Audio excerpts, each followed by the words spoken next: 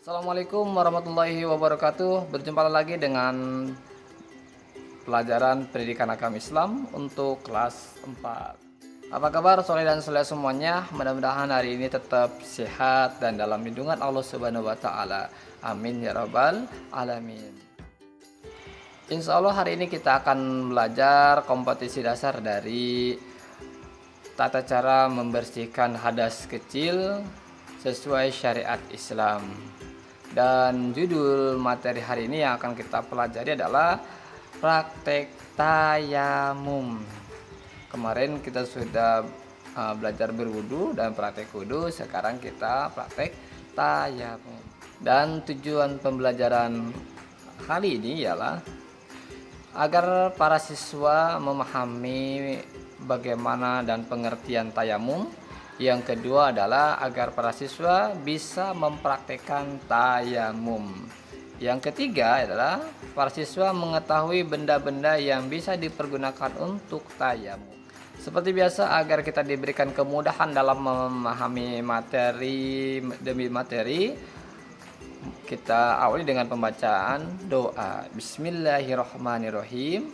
Rabbi jidni ilman warjukni fahman. Amin ya robbal alamin. Soleh dan soleh semua yang dirahmati Allah Subhanahu wa taala, apa sih itu tayamum? Nah, tayamum ini adalah sebagai pengganti daripada wudhu apabila kalian tidak menemukan air. Kalian yang akan melaksanakan tayamum atau orang yang akan melaksanakan tayamum ini kalau sudah memenuhi syarat. Syarat yang pertama yaitu adalah apabila tidak ada air. Nah, bila tidak ada air ini adalah orang ini sudah berusaha mencari kanan, kiri, ke depan, ke belakang, muter kemana-mana mencari air untuk melaksanakan wudhu, untuk melaksanakan sholat. Dia tidak menemukan sampai sudah masuk waktunya sholat, maka diperbolehkan untuk tayamum. Yang kedua adalah orang yang sakit. Nah, orang yang sakit ini apabila tidak diperbolehkan terkena air. Contoh misalkan cacar, ini pun berikut keterangan dokter. Kalau misalkan terkena air, dia maka akan bertambah penyakitnya atau tidak akan sembuh. Maka orang ini diperbolehkan untuk bertayamum. Yang ketiga yaitu orang yang dalam perjalanan atau musafir. Nah, dalam perjalanan dia tidak menemukan air, maka diperbolehkan untuk bertayamum. Dalam bertayamum, benda apa sih yang bisa dipergunakan untuk pengganti air? Di dalam syariat Islam yang pertama adalah debu. Jadi bukan tanah ya, tapi debu. Debu ini adalah debu yang suci. Maksudnya suci adalah belum pernah terinjak oleh manusia, belum pernah terinjak oleh hewan, dan tidak terkena kotoran atau najis-najis hewan yang lainnya. Nah, seperti itu. Dan ini pun debunya cara pemakaiannya harus diayak dulu, diambil yang paling lembut. Nah, itu yang dimaksud dengan debu suci. Bila tidak menemukan debu, maka boleh seperti dinding, hordeng, terus tempat duduk kendaraan, maksudnya tempat duduk kulit bagian belakangnya. Nah, yang penting benda-benda yang belum pernah dipegang oleh manusia atau bersentuhan dengan manusia, hewan dan sebagainya, maka benda itu boleh dipergunakan untuk bertayamum. Tapi yang umumnya adalah menggunakan debu.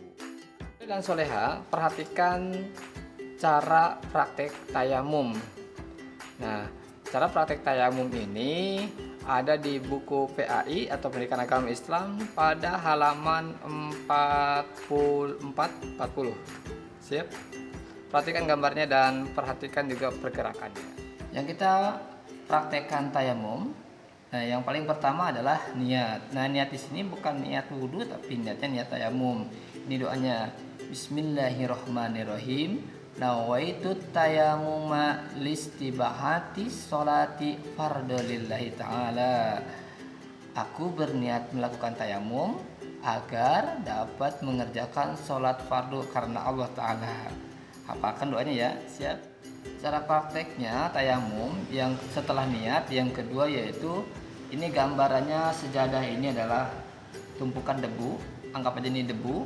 Nah, jadi tangan kita sesuai gambar yang ada di buku PAI halaman 40. Tangan seperti ini, tangannya tempelkan di debu, lalu angkat, ketukan sekali aja. Jadi biar apa yang ada nempel di sini tidak terlalu banyak, kita ketukan dulu. Lalu kita usap. Yang pertama adalah tangan sekali saja. Kalau wudhu kan 3 kali, kalau tayamum cukup sekali. Saya ulangi, tempelkan, ketukan, lalu usap di tangan.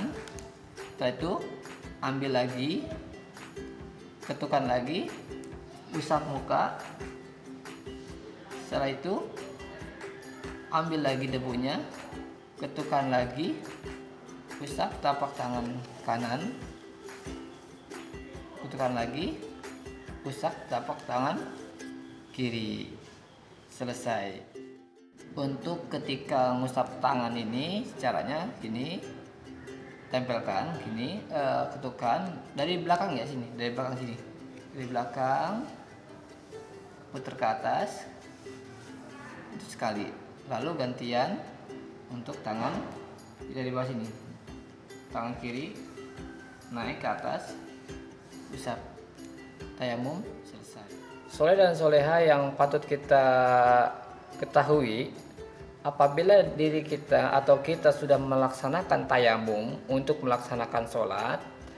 Nah, ketika kita sudah tayamum mau sholat, tiba-tiba kita menemukan air dan air itu bisa dipergunakan untuk wudhu, maka tayamum kita atau status tayamum kita menjadi batal. Perhatikan, kalau kita sudah bertayamum mau melaksanakan sholat, baru mau nih, terus tiba-tiba ada orang yang menawarkan air, atau kita tahu ada air untuk dipakai berwudu, maka tayamum kita setelah mendengar informasi itu, tayamum kita menjadi batal.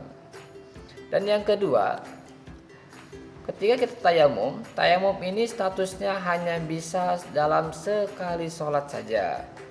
Berbeda dengan berwudu. Kalau kita selama kita tidak berhadas atau tidak berhadas, maka wudhu kita berlaku 5 waktu. Misalkan nih, zuhur kita wudhu, asar sampai ke asar kita tidak batal, maka wudhu itu masih berlaku. Tapi kalau tayamum, zuhur kita tayamum, nah ketemu asar, walaupun kita tidak mendapatkan hadas, tetap harus tayamum lagi, karena tayamum ini hanya berlaku untuk 1 kali sholat fardu saja. Nah, itulah materi tentang tayamum. Mudah-mudahan kita semua diberikan kemudahan dalam melaksanakan sembahyang dan taat kepada Allah Subhanahu wa taala, dan mudah-mudahan kita selalu mendapatkan bimbingan dalam memahami ilmu pelajaran dan memahami ilmu agama. Kita akhiri materi hari ini dengan baca hamdalah. Alhamdulillah. Dari Bapak kurang dan lebihnya mohon maaf. Wabillahi taufiq wal hidayah. Wassalamualaikum warahmatullahi wabarakatuh.